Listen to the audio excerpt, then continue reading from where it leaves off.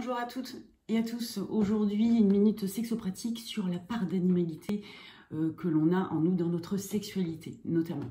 Et pour reprendre d'ailleurs un petit peu ce que disait André Comte-Sponville, il nous explique que quand on fait du sexe, c'est notre part animale qui s'exprime et c'est la raison pour laquelle d'ailleurs on va trouver un lieu intime, caché, parce qu'on n'a pas envie de montrer ça en société.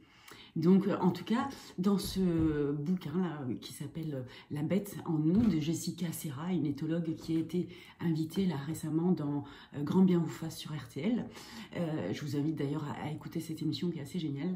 Eh bien, elle nous explique qu'il y a beaucoup de similitudes finalement entre l'être humain, qui se dit d'ailleurs différent de l'animal, et l'animal justement. Et elle fait notamment donc des ponts par rapport à toute la gestion des émotions. On s'aperçoit qu'il y a beaucoup d'animaux, contrairement à ce qu'on pense, qui sont capables, enfin, qui ont ces émotions de tristesse, de joie, de peur, des émotions qu'on trouve couramment chez l'être humain. On les trouve aussi dans le règne animal. Et on peut même trouver des singes qui sourient à la naissance. Donc le sourire n'est pas propre à l'être humain. Il n'a peut-être pas les mêmes fonctions chez l'animal, mais en tout cas, il est présent aussi chez l'animal. Et elle fait aussi des ponts par rapport à la sexualité. Et notamment, elle nous rappelle que finalement, c'est toutes les religions qui ont mis beaucoup de barrières par rapport à la différence, qui ont induit finalement cette différence entre l'être humain et l'animal, alors qu'en fait, il y a énormément de similitudes. Notamment l'acte sexuel. Chez l'être humain, il y a beaucoup d'actes sexuels qui sont faits avec simplement la recherche du plaisir, et pas seulement une fonction reproductive, et c'est le cas aussi chez les animaux. Les animaux, avant toute chose, sont dans une recherche du plaisir quand ils copulent. D'ailleurs, ont-ils conscience qu'ils vont reproduire derrière? On ne sait pas. Donc, avant tout, c'est la recherche du plaisir qui les anime dans le fait d'aller copuler, par exemple.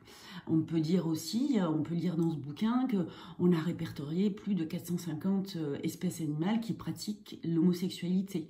Alors, dans nos sociétés, c'est encore quelque chose qui malheureusement est mal perçu, alors que ça fait partie intégrante de l'animalité. Donc, c'est quelque chose qu'on devrait pouvoir concevoir comme étant complètement normal, même chez l'être humain. La masturbation, tout pareil. Aujourd'hui, c'est quelque chose qui est banni par beaucoup de religions, alors que ça fait partie intégrante de la sexualité. Les grands singes se masturbent très souvent et c'est complètement normal. Et ça devrait l'être tout autant chez l'être humain. Elle nous parle aussi des odeurs. Tiens, les odeurs, c'est intéressant. Il y a une étude qui a été faite aux États-Unis qui montre sur des femmes, elles ont eu un test en aveugle, elles avaient juste l'odeur d'un t-shirt et elles ont majoritairement choisi un partenaire qui avait une odeur vraiment très très différente de la leur. Et là aussi, c'est typiquement animal comme comportement parce qu'on va chercher quelqu'un qui est complètement différent de nous parce que ça va éviter tout ce qui est consanguinité, les problèmes génétiques qui peuvent s'en suivre. Alors, d'ailleurs, dans cette étude, on voit que les femmes qui sont sous pilule ne vont pas trouver un partenaire complètement différent. Ça vient atténuer cette recherche. On peut également parler des phéromones. Tiens, les phéromones qui sont cette substance chimique qui est très très présente dans le monde animal, cette substance chimique qui va créer une espèce d'attirance sexuelle entre deux êtres. Alors, c'est moins présent chez l'être humain. Et quelque part, c'est pas plus mal parce que ça veut dire que la recherche, elle est peut-être plus cognitive que on va dire, naturelle et puis animale. Donc, ça peut laisser place à un peu de romantisme, ce qui est plutôt pas mal. Et que dire aussi des parades amoureuses, la séduction, quand on danse et qu'on saute des hanches en boîte de nuit, eh bien finalement, est-ce qu'on ressemble pas un petit peu au cerf là, quand il fait le brame du cerf, ou alors est-ce qu'on ne ressemble pas à ce paon là qui déploie ses plumes magnifiques pour attirer sa partenaire?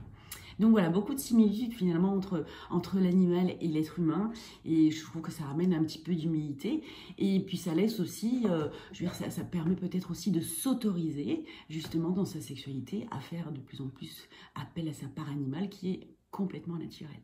Voilà, sur ce, je vous dis à très bientôt.